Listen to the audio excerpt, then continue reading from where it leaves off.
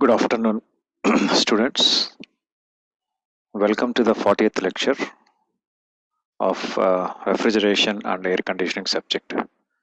Today's topic to be discussed is psychometric processes, problems, and introduction to the ventilation and air conditioning. In the last class, we have discussed about the psychometric properties. In that psychometric properties, we have discussed about the various psychometric properties such as dry wet bulb temperature and etc. Now, we would processes like humidification, dehumidification, humidification and dehumidification and their problems, right? Okay. So in the last class we have discussed about heating, humidification, dehumidification. So now we discuss about the heating and dehumidification process. The process is mainly used in industrial air conditioning and can also be used for some comfort air conditioning installations requiring either a low relative humidity or low dew point temperature in the room. So the process mainly used in industrial air conditioning and also be used for some comfort air conditioning installations required either a low relative humidity or a low dew point temperature. Here in this process, the air is passed over chemicals. So here what happens in this heating and dehumidification process, the air is passed over chemicals which have affinity for moisture. So when the air is passing over the moisture, when the air is passing over the chemicals, we have the moisture content. As the air comes in contact with these chemicals, then what happens?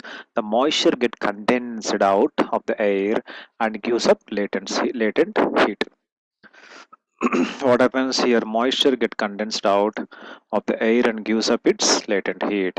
So due to the condensation process, the specific humidity decreases and the heat of condensation supplies sensible heat for heating the air and thus increasing its dry bulb temperature. So what happens here? Heating and dehumidification process. So the specific humidity is at y-axis and dry bulb temperature is at x-axis. Here at temperature 1, temperature 2, temperature 3, the changes takes place. Thereby the adiabatic dehumidification and actual absorption dehumidification takes place at this small graph, small changes. So due to the condensation process, what happens? The specific humidity will decrease and the heat increases its dry bulb temperature. So this process, which is reverse of adiabatic saturation process, is shown in the figure. That line is 1, 2 on the psychrometric chart as shown in the figure 16.9. So here the line 1, 2. See here the line 1 to 2, 2 to the line 1 to 2 and 2 to 3. The path followed during the process is along constant wet bulb temperature line or constant enthalpy line. The effectiveness or efficiency of the dehumidifier is given as the dehumidification H is equals to ratio of actual increase in dry bulb temperature divided by ideal increase in dry bulb temperature. Actual increase in dry bulb temperature divided by ideal increase in dry bulb temperature. So that implies TD3 minus TD1 divided by TD2 minus TD1. So this is a formula for the efficiency of dehumidifier. Next, coming to the problems related to this process. The atmospheric air at 25 degrees centigrade dry bulb temperature and 12 degrees centigrade wet bulb temperature is flowing at a rate of 100 meter cube per minute. Okay, the atmospheric air at 25 degrees centigrade dry bulb temperature and 12 degrees centigrade wet bulb temperature is flowing at a rate of 100 meter cube per minute through the duct. The dry saturated steam at 100 degrees centigrade is injected into the air stream at a rate of 72 kg per hour. Now calculate the specific humidity and the enthalpy of the leaving air. Also determine the dry bulb temperature, wet bulb temperature and relative humidity of the leaving air. So now what is the given data here? The atmospheric air is TD1 is equal to 25 degrees centigrade, and the temperature, bulb temperature TW1 is equals to 12 degrees centigrade. And what is the temperature flowing rate? The velocity is equals to V is equals to 100 meter cube per minute. V1 is equals to 100 meter cube per minute. Then the dry saturated steam is equals to 100 degrees centigrade. Now the rate ms is equals to, what is the rate? 72 kg per hour, that is equals to 1.2 kg per minute. So this is a given data. Now coming to the specific humidity of the leaving air, see here from the graph. So here's the specific humidity W1, W2 and the temperature T delta 2 for the dry bulb temperature. So here the enthalpy is H1 and H2. Okay, at this point, so we can see the changes. Let W2 is equals to specific humidity of the leaving air. Therefore, for 25 degrees centigrade dye bulb temperature and 12 degrees centigrade wet bulb temperature on psychrometric chart as shown in the figure. Now from the psychrometric chart, we find the specific volume of air at a point 1. Vs1 is equal to 0.844 meter cube kg per of dry air. Specific humidity W1 is equals to 0.0034 kg per kg of dry air. Now the enthalpy of the air at point 1 is equals to H1 is equals to 34.2 kilojoules per kg. Therefore, the mass of air flowing Ma is equals to V1 by Vs1. So what is V1 in the given data? 100. Vs1 is equals to this one, 0.844. So the value is this one. Now we know that W2 is equals to W1 plus Ms by Ma. So that is W1. Ms is equal to 1.2. Ma is equals to 118.5. So this is a value. Now the enthalpy of the leaving air H2 is equals to enthalpy of the leaving air H2. So from the steam tables for 100 degrees centigrade, Hs saturated dry steam is equals to 2676. Therefore, H2 is equals to H1 plus Ms by Ma into Hs.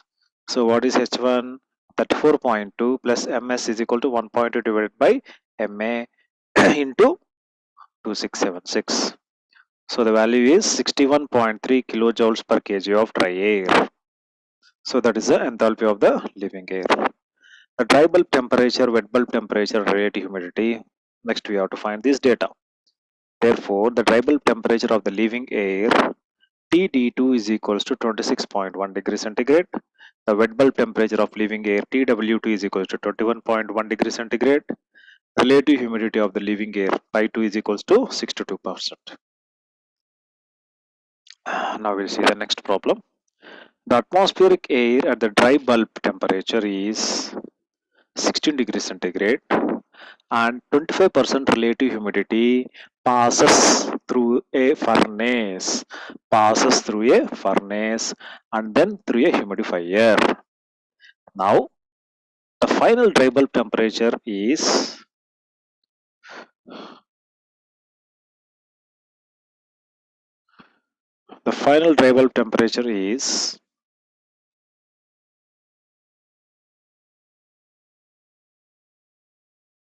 what happens there? 30 degrees centigrade and 50% to the relative humidity. Now find the heat and moisture added to the air. Determine the sensible heat factor of the process.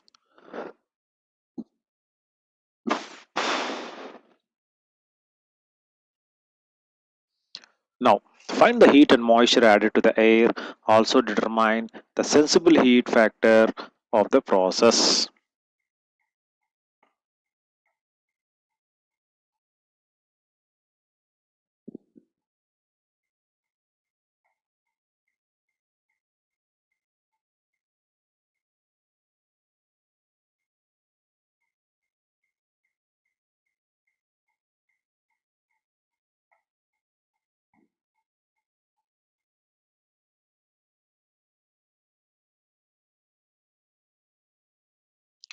Now what is the given data here? The given data is TD1 is equals to 16 degrees centigrade, pi 1 is equals to 25 degrees, TT2 is equal to 30 degrees, and pi 2 is equals to 15 degrees and 50 percentage.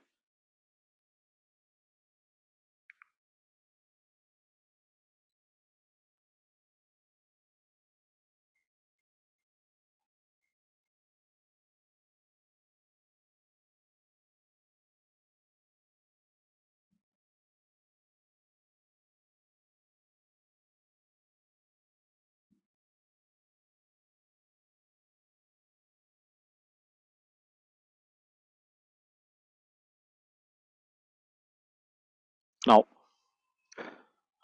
coming to the heat added to the air, heat added to the air,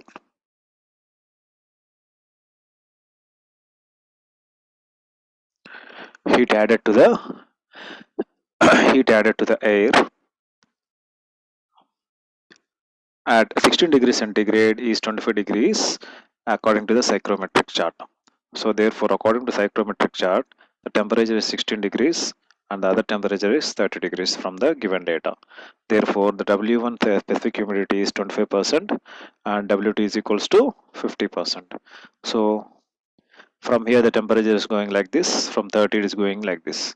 From W1, so it is at this point, it is at this point. So wherever the point touches this one, so this gives the H2, H1, and this is the enthalpy, right? Therefore, the H1 is equal to 23 kilojoules per kg of dry air. Now the enthalpy of air at a point A, HA is equals to 38 kilojoules per kg of dry air, and enthalpy at point 2, H2 is equals to 64 kilojoules per kg of dry air.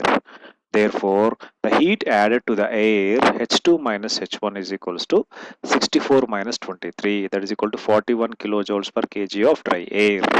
The moisture added to the air from the chart W1 is equals to 0.0026 kg per kg of dry air, and the specific humidity in the air at point 2, W2 is equals to 0.0132 kg per kg. Therefore, the moisture added to the air W2 is minus W1 is equals to 0.0132 minus 0.0026. So there is a value. The sensible heat factor for the process is sensible heat factor formula, and we already discussed in the previous classes, that is HA minus H1 divided by H2 minus H1. The values are so and so, the value is this one. Next problem. The saturated air at 21 degrees centigrade is passed through the dryer so that its final relative humidity is 20 degrees centigrade. Sorry, 20 percentage. The dryer uses silica gel adsorbent. So what it is using? It is using the silica gel. It is using the silica gel. The air is then passed through a cooler until its final temperature is 21 degrees centigrade without a change in specific humidity. Now determine the temperature of air at the end of the drying process. Okay, the temperature of the air at the end of the drying process. The heat rejected during the cooling process. The relative humidity at the end of the cooling process. The dew point temperature at the end of the drying process. And the moisture removed during the drying process. So what is the given data? Given data is equals to TD1 is equals to TD3, that is equal to 21 degrees centigrade. Now the temperature of air at the end of the drying process. See here.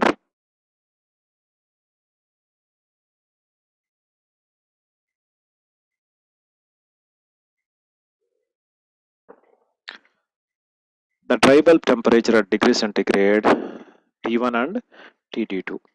So here the W1 and W2 as shown in the last figure. So the TD2 is equal to 38.5 degrees centigrade. Now second point is heat rejected during the cooling process. The cooling process as shown in the figure from the psychrometric chart, The enthalpy of air at point 2, H2, H2 is equals to 61 kilojoules per kg, and the enthalpy of air at point 3, H3 is equals to 43 kilojoules per kg. Therefore, the heat rejected during the cooling process H2 minus H3 is equals to 18 kilojoules per kg. The relative humidity at the end of the cooling process pi 3 is equals to 55 degrees, 55 percentage. Now the dew point at the end of the drying process, we find the dew point temperature at the end of the drying process is TdP2 is equals to 11.6 degrees centigrade.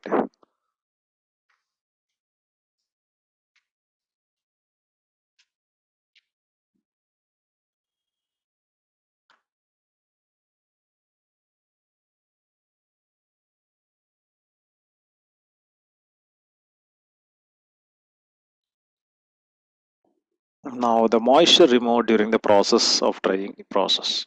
So from the chart we find W1 is equals to 0.0157 kg per kg of dry air, and the moisture in the air of drying process at point 2, W2 is equals to 0.0084 kg per kg of dry air. Therefore the moisture removed during the drying process W1 minus W2 is equals to 0.0073 kg per kg of dry air. Now next point, next question. So these are the small questions so that you can solve very easily. And 1 kg of air, 1 kg of air at 40 degrees centigrade dry bulb temperature and 50% of relative humidity is mixed with 2 kg of air at 20 degrees centigrade dry bulb temperature and 20 degrees centigrade dew point temperature. Calculate the temperature and specific humidity of the mixture. Now M1 is equals to 1 kg, TD1 is equals to 40 degrees centigrade. As per the given data, pi 1 is equal to 50 percentage, and M2 is equals to 2 kgs, TD2 is equals to 20 degrees centigrade, DDP is equals to 20 degrees centigrade. Now the specific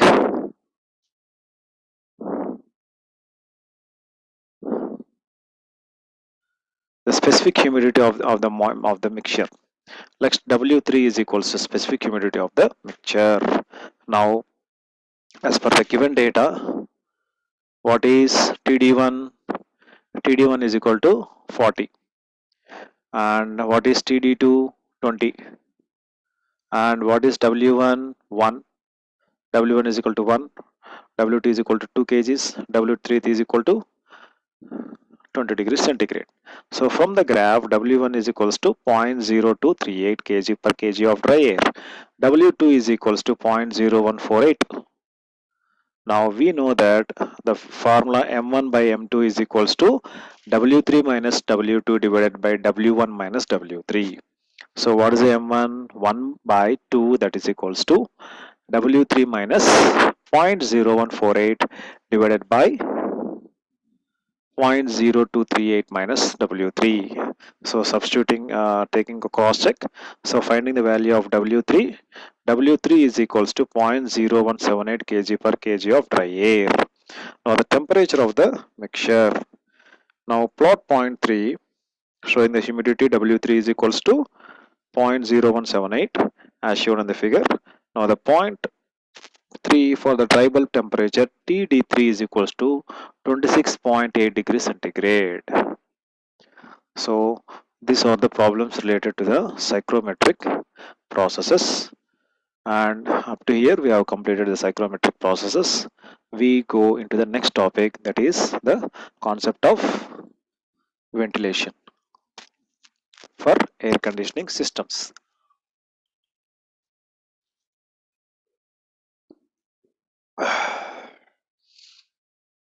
The bypass factor of the coil. So see the figure, the air is flowing in the opposite direction to the holes of the fin. When the air streams across the cooling portion of air may not come in contact with the coil surface. Therefore, the bypass factor is equals to uncontacted airflow divided by total flow. Now, the bypass factor is normally selected at point 1 for offshore cooling and dehumidification.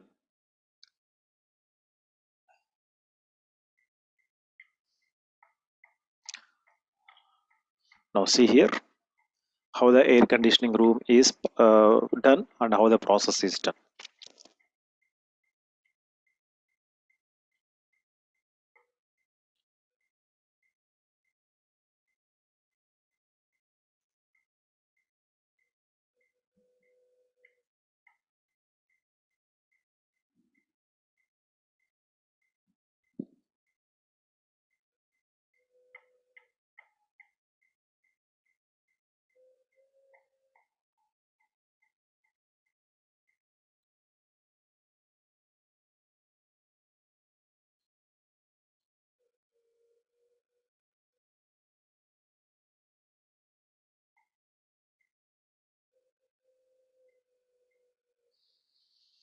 See here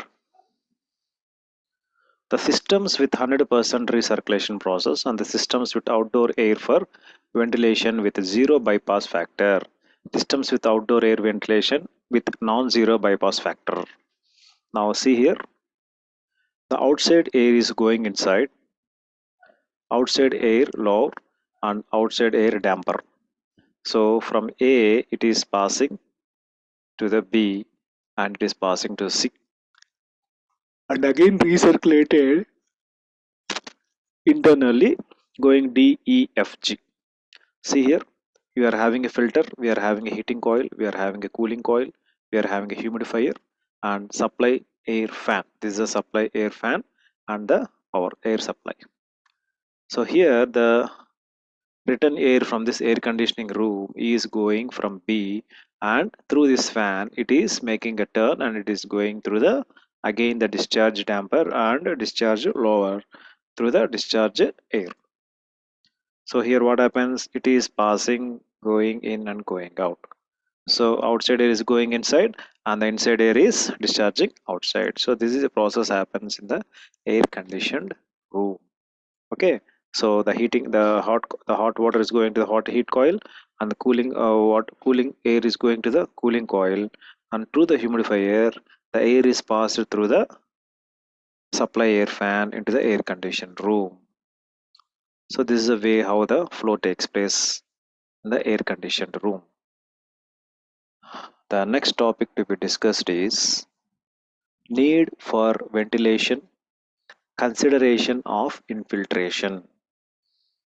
The third topic in the unit 5, need for ventilation, consideration for infiltration process.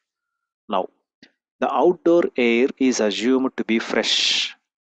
Okay, the outdoor air is assumed to be fresh, clean air made up of the right combination of oxygen.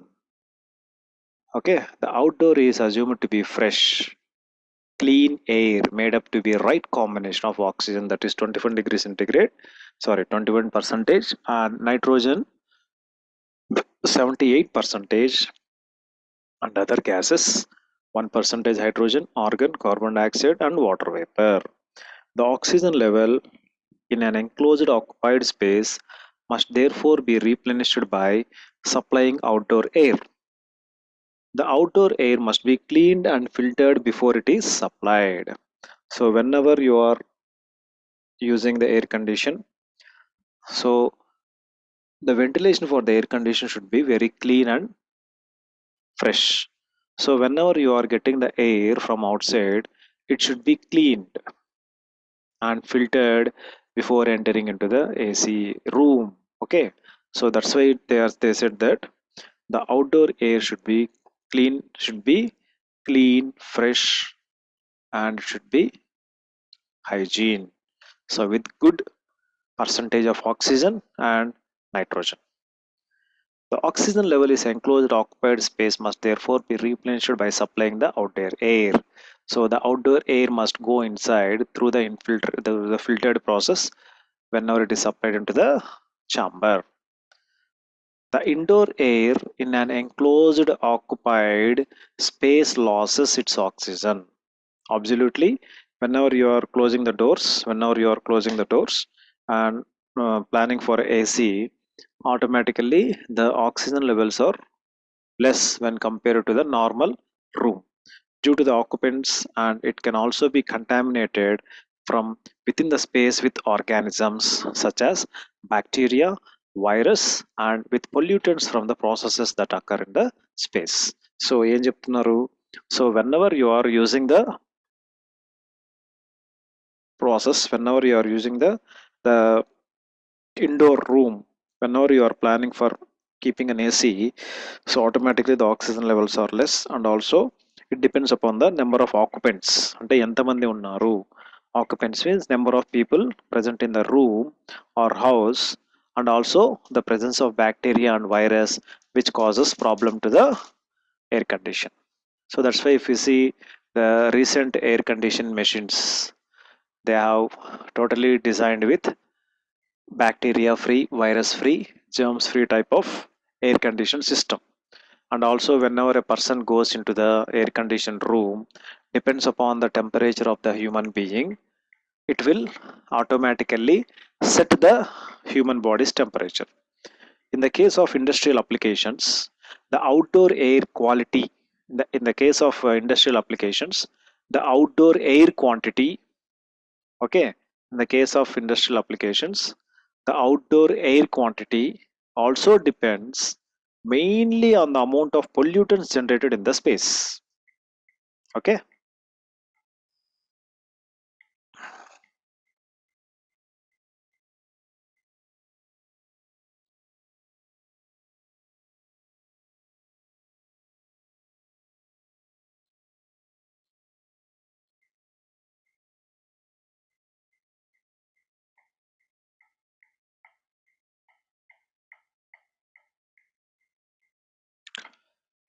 In the case of industrial applications, the outdoor air quantity depends upon the amount of pollutants generated in the space, right?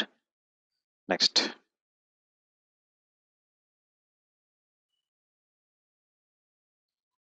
The ventilation air can be natural or mechanical.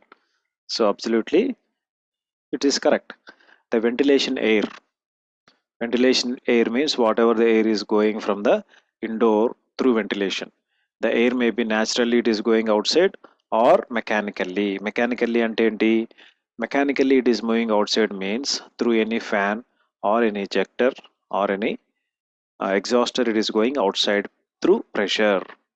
In modern commercial buildings, the term ventilation refers to the mechanical ventilation. So it is absolutely correct. Say in modern commercial buildings means it may be shopping complex, it may be cinema theater, it may be apartments, whatever it may be.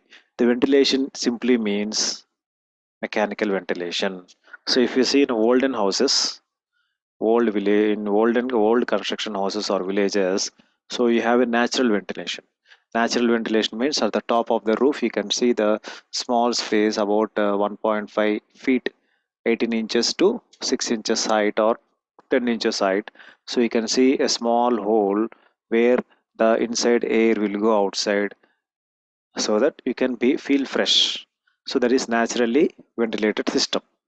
But when you be in any companies, factories, sorry, any commercial buildings, apartments, or congested places, so the air escape will be very slow when compared to the outside village buildings. Then automatically, what you will do? You will go for mechanical ventilation. What is a mechanical ventilation? So usage of some exhauster fans or any power systems so that you will remove the air through some pressure, right? So it is the intentional controlled introduction of outdoor air into an enclosed occupied space. Ventilation is provided using a mechanical system such as fans. So what it is saying here, the ventilation is provided using mechanical systems such as fans, right? So whatever the fan you are using, ceiling fans, whenever you are placing the ceiling fan onto the ventilated area, that is a hole, automatically the inside air will go outside, right?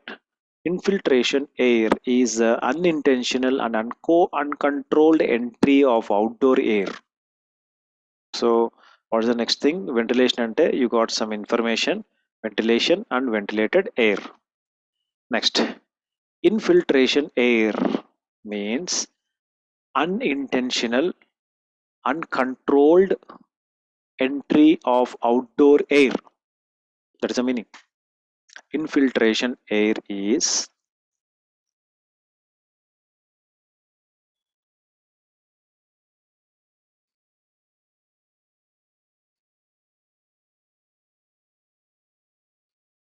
infiltration air means uncontrolled, unintentional and uncontrolled entry of outdoor air. బయట నుంచి వచ్చే uncontrolled air into a enclosed space. Wherever the place is very congested and enclosed, whenever the uncontrolled air is entering into the enclosed space, that is nothing but infiltration air. Okay, infiltration air. Infiltration occurs through cracks. So occurs through cracks in the building envelope and due to the pressure differences between the inside and outside. So finally, what is the meaning of infiltration air?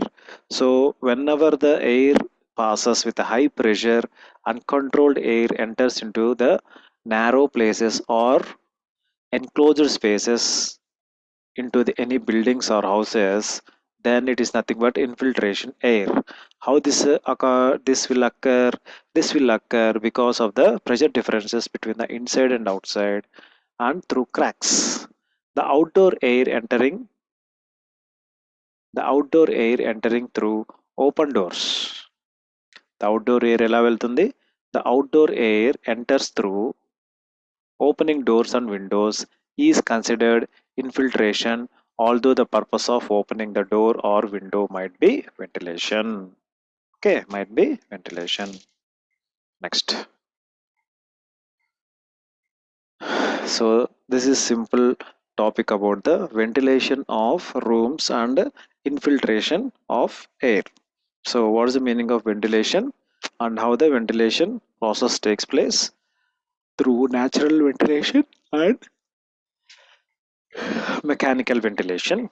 And the next thing we have discussed is uh, what is the meaning of infiltration air and how it occurs.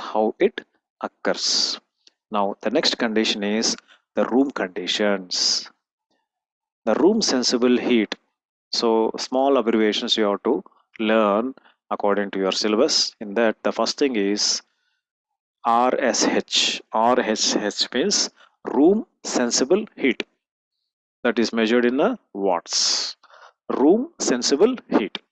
Next one is RLH. Room latent heat, that is also expressed in watts.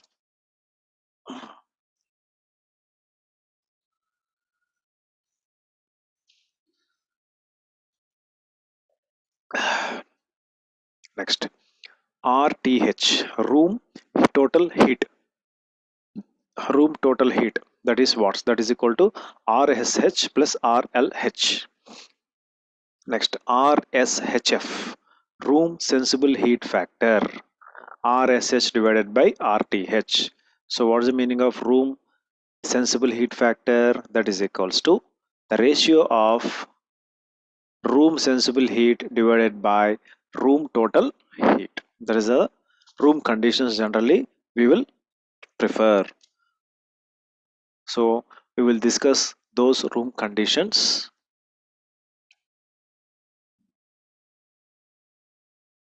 Those room conditions in detail, right?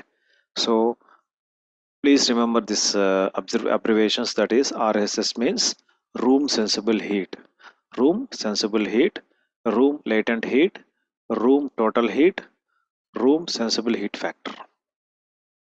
Next, systems with 100% recirculation. Systems with 100% recirculation. So what are the systems? See how the recirculation process takes place, that is the air recirculation. See here, so this is a cooling system and this is a supply fan is going in this process. So here the temperature, specific heat enthalpy is passing into the this system. From here through the return fan the air is passing in this through the return fan, and it is again passing in this system. So thereby the air is recirculating 100% internally. So coming to the graph, so this one, the adiabatic pressure, the temperature difference Ti minus Ts, so at this point slowly increased, that is RSHF line. What is the meaning of RSHF? The ratio of the room sensible heat divided by the ratio of the total heat, that is RSHF.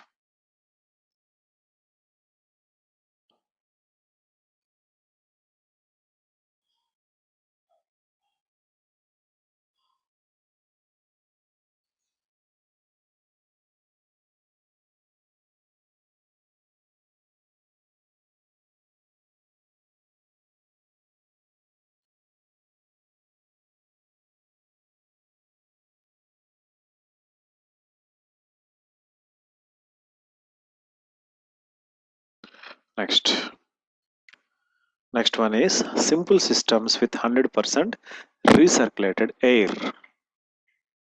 Simple systems with 100% recirculated air. So in this simple system, there is no outside air and the same air is recirculated as shown in the figure. So there is no outside air and the same air is recirculated as shown in the figure 30.1. This one, this one, right? The figure 30.2 shows the process of psychrometric chart. It can be seen that the cold and dry air is applied to the room, and the air that leaves the conditioned space is assumed to be the same conditions as that of the conditioned space, right? The supply air condition should be such that as it flows through the conditioned space, it can counteract the sensible and latent heat transfers taking place from the outside to the conditioned space. So then what happens? The space that is maintained at low temperature and humidity, assuming no heat gains in the supply and return ducts and no energy addition due to the fans. And applying the energy balance across the room. The room sensible cooling load, room latent cooling load, and room total cooling load is given by QSR is equals to MS M into C of Ti minus Ts, and QIR is equals to MS into M into H into Wi minus Ws, and QTR is equals to Q plus Q QSR plus QIR is equals to MS of Hi minus Hs. So from the cooling load calculations, the sensible latent and load total cooling loads on the room are obtained. Therefore, we can find the room sensible heat factor, that is RSHF. That implies RSHF is equals to QSR minus divided by QSR plus QIR. That is equals to QSR divided by QTR. So therefore, the room sensible heat factor is equals to the ratio of room sensible heat divided by Q divided by QTR, right?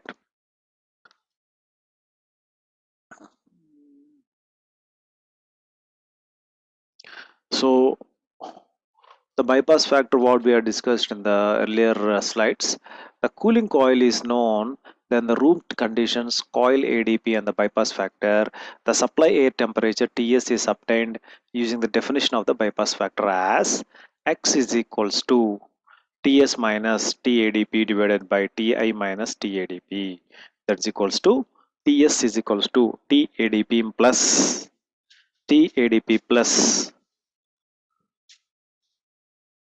X Ti minus TADP. So once the supply temperature Ts is known, then the mass flow rate of supply air is obtained from the equation Ms is equals to Q by Sr divided by C of Ti minus Ts, that is equals to Q by CPM Ti minus TADP 1 minus X. So based upon the above things, we'll have a small.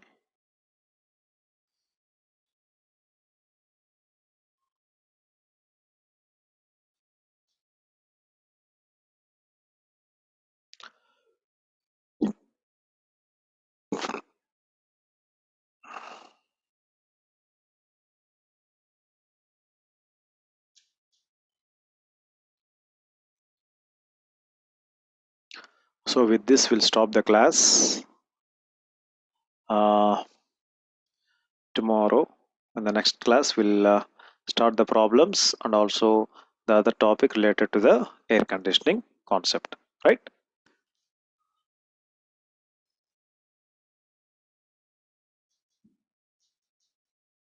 Uh, right.